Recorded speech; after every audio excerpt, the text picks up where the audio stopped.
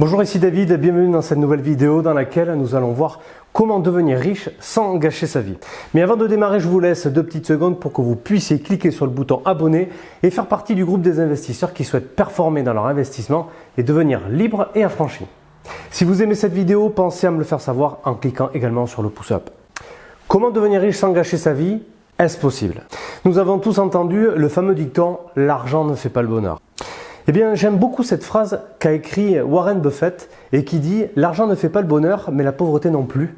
Alors, si l'on doit être malheureux, mieux vaut l'être en étant riche. Et je suis bien d'accord avec lui. En France, plus qu'ailleurs, la richesse est très mal vue. L'argent a une connotation très négative. Si vous êtes riche, c'est que vous êtes un escroc, c'est que vous êtes une mauvaise personne, parce que l'argent rend les gens mauvais. Ce sont malheureusement des croyances qui persistent encore aujourd'hui chez beaucoup de gens. Le plus grand malheur, c'est que les gens qui pensent comme ça sont souvent en difficulté financière et pour cause. Comment peut-on avoir une sécurité financière si l'on n'aime pas l'argent? La première chose à faire si vous avez des problèmes d'argent, c'est d'arrêter de penser que l'argent est mauvais. L'argent, c'est juste le moyen de payer des factures, acheter à manger, se soigner, etc. Je ne veux pas être riche pour stocker de l'argent. Je veux être riche pour pouvoir faire ce que l'argent me permet de faire. L'argent de riche ne sert pas qu'à acheter des voitures de luxe ou des montres de grande marque. Il sert aussi à aider les autres, faire des dons à des œuvres caritatives, à financer des projets de jeunes entrepreneurs et bien d'autres choses qui peuvent aider des milliers et des milliers de personnes. Alors la question est comment devenir riche sans être malheureux? Pour expliquer ma réponse sur cette grande question, je vais m'appuyer sur la théorie de la pyramide de Maslow qui répertorie les 5 grands stades des besoins de l'homme.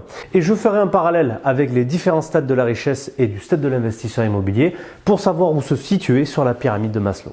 Le premier stade de la pyramide sont les besoins physiologiques, les besoins de manger, boire, dormir, s'abriter.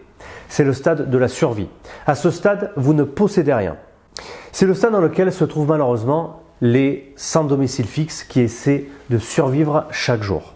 Montons à présent au deuxième stade de la pyramide de Maslow qui est le stade des besoins de sécurité. Besoin de se prémunir d'une défaillance financière. À ce stade se trouvent toutes les personnes au revenu minimum et la classe moyenne. Alors je ne vous le cache pas, c'est le stade le plus frustrant et le plus inconfortable de la pyramide de Maslow car à ce stade, la plupart des gens travaillent, ont un revenu, paient leurs factures et sont propriétaires de biens. On entend ici par propriété de biens les biens matériels, mais aussi pour certains leur maison ou un logement.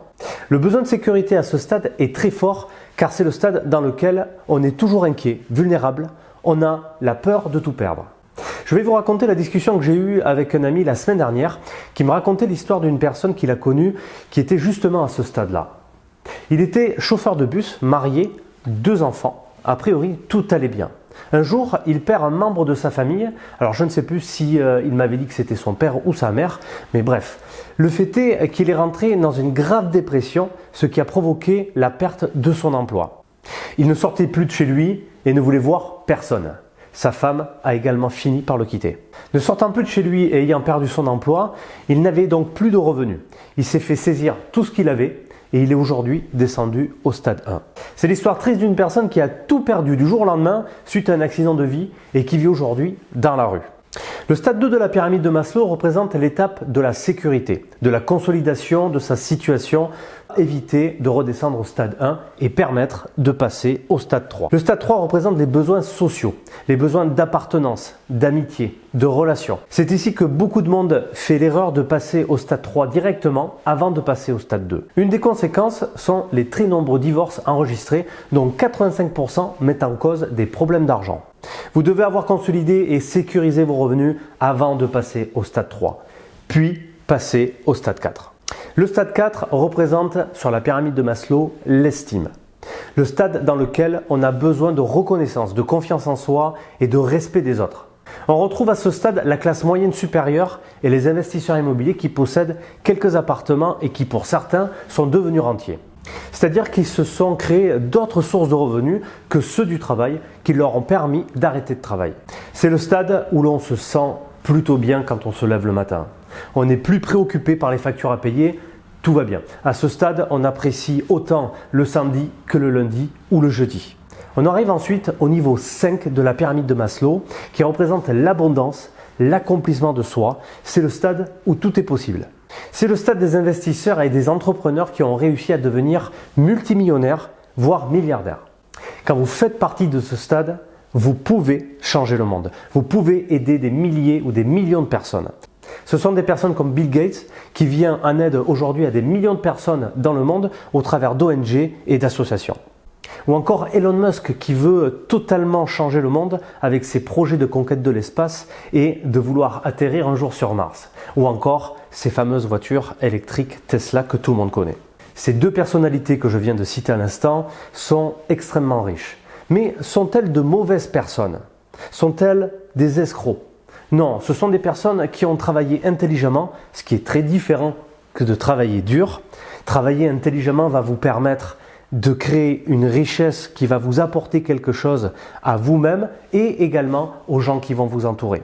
Les personnes qui vous disent qu'elles se moquent de l'argent, qu'elles n'en veulent pas, qu'elles n'en ont pas besoin, sont simplement des gens égoïstes qui ne pensent qu'à eux-mêmes.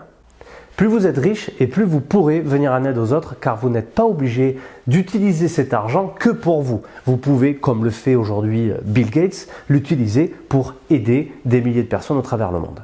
Sauvez-vous vous-même avant de vouloir sauver les autres. C'est le message délivré dans les avions avant le départ du vol lorsqu'ils annoncent les mesures de sécurité. Et c'est logique, si vous ne vous protégez pas et que vous êtes gravement blessé ou tué lors d'un crash, comment vous pouvez aider les personnes avec lesquelles vous voyagez. Je vais maintenant vous donner 3 conseils pour pouvoir passer du stade 4 au stade 5 si vous êtes un investisseur immobilier. Le premier conseil que je peux vous donner, c'est d'établir des objectifs en voyant grand. Si vous pensez que vous voyez déjà grand, sachez que vous ne voyez pas encore assez grand, je vous le garantis. Comme je l'ai dit tout à l'heure, l'objectif d'Elon Musk est d'aller sur Mars. Voilà une façon de voir grand. Pour savoir si vos objectifs sont suffisamment grands, vous devez ressentir un frisson lorsque vous les lisez. Il doit vous donner la chair de poule, voire même vous effrayer. Là, c'est que vous avez vu assez grand. Mon deuxième conseil pour passer du niveau 4 au niveau 5 porte sur l'investissement immobilier lui-même et votre stratégie.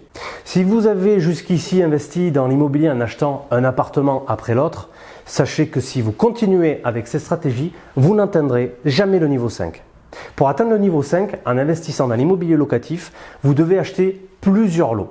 Vous devez acheter plusieurs lots en même temps, jamais un seul lot isolé. 2, 3, 24 logements en une seule fois. Car si vous suivez mon deuxième conseil et achetez plusieurs logements mais avec de faibles valeurs intrinsèques, vous n'atteindrez jamais le 5e stade. Si vous suivez donc les différents stades de la pyramide de Maslow dans l'ordre exact, vous deviendrez très certainement riche et réussirez votre vie et serez très heureux. Sachez également que vous pouvez me retrouver sur Instagram à l'adresse @daviddevillaofficial où je vous attends avec grand plaisir.